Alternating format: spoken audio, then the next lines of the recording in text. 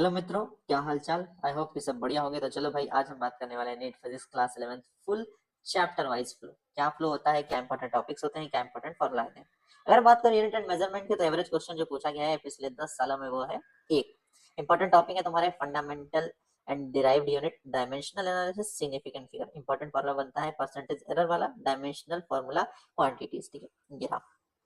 बात करें अगला चैप्टर जो कि है motion and straight line. Average question जो पूछा गया पिछले 10 साल में वो है एक इंपॉर्टेंट टॉपिक्स है हमारे displacement velocity acceleration equation of motion graphical motion analysis और इंपॉर्टेंट फॉर्मूला ये रहे हमारे equation of motion first second and third.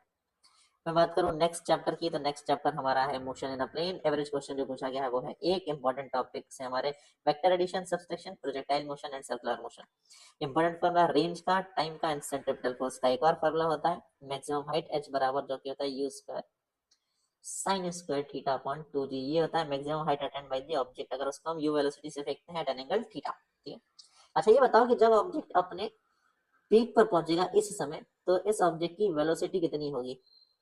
Object की वेलोसिटी कितनी होगी। लेट्स सपोज कि एक ऑब्जेक्ट है जिसको मैंने फेंका यहाँ से थीटा एंगल पर इनिशियली यू वेलोसिटी से, थीटा एंगल पर फेंका इनिशियली यू वेलोसिटी से।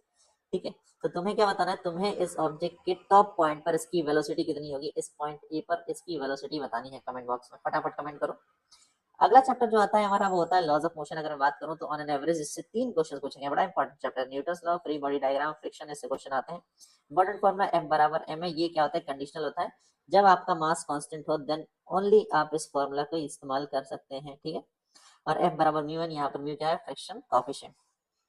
वर्क एनर्जी एंड पावर की बात करें तो एवरेज क्वेश्चन पूछे गए हैं। दो इंपॉर्टेंट टॉपिक है work done kinetic energy potential energy power. Work होता है F D cos theta, kinetic energy 1/2 mv², power होता है वर्क अपॉन टाइम। ठीक है, अगला चैप्टर जो आता है हमारा system of particle and rotational motion. On an average दो क्वेश्चंस पूछे गए हैं। Centre of mass, torque, angular momentum, moment of inertia.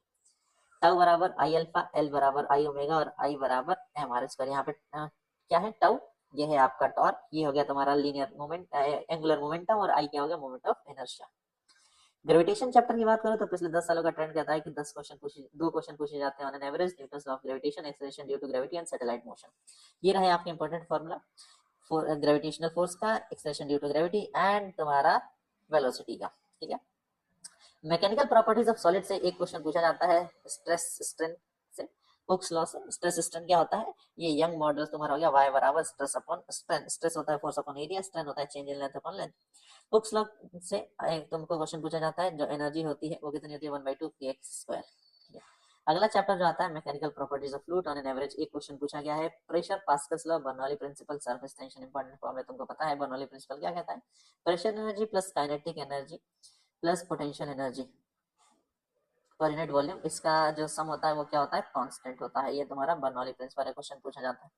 P बराबर एच रो जी, प्रेशर किसी डेप्थ पे, किसी लिक्विड के डेप्थ पे प्रेशर कितना होगा ऐसे निकाल सकते हैं। और ये तुम्हारा क्या है, N D V upon D T viscosity, N viscosity है। स्टोक्स लॉ का फॉर्मूला जरूर पढ़ लेना क्योंकि उससे क्वेश्चन पूछे जाते हैं। थर्मल प्रॉपर्टीज ऑफ मेटल से ऑन एन एवरेज एक क्वेश्चन पूछा जाता है। हीट ट्रांसफर और थर्मल एक्सपेंशन इंपॉर्टेंट टॉपिक है।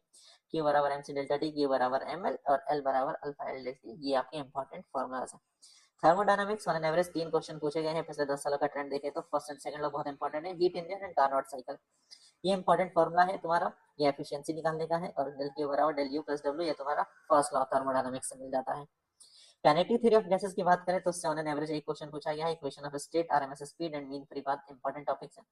ये तुम्हारा फॉर्मूला पीवी काइनेटिक एनर्जी तुम निकाल सकते हो इन फॉर्मूले से। ऑसिलेशन की बात करूं तो ऑन एन एवरेज दो क्वेश्चन पूछे गए हैं। SHM equation, energy in SHM, time period of spring and pendulum, इससे क्वेश्चन पूछे जाते हैं।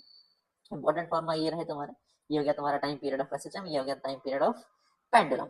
ओके, बात करूं मैं अगर वेव की, तो एवरेज क्वेश्चन पूछे गए हैं वेव से, दो क्वेश्चन पूछे गए हैं। इंपॉर्टेंट टॉपिक से types of wave, sound wave equation, Doppler effect. Doppler effect बहुत इंपॉर्टेंट टॉपिक है, इसको जरूर करके जाना। ये रहा डॉपलर इफेक्ट फॉर्मूला। ये तुम्हारे कुछ इंपॉर्टेंट फॉर्मूले हैं इस चैप्टर से, ठीक है, जो कि हम लोगों ने कर लिया। तो थैंक यू वेरी मच। बहुत जल्दी मैंने आप लोगों को इस पूरे क्लास 11 फिजिक्स के इंपॉर्टेंट टॉपिक जो ट्रेंड कहता है वो, और मैंने इंपॉर्टेंट फॉर्मुलाज बता दी हैं। मिलेंगे अगली वीडियो में जिसमें क्लास 12 का डिस्कशन करेंगे। चैनल पे नए हो तो सब्सक्राइब कर लो।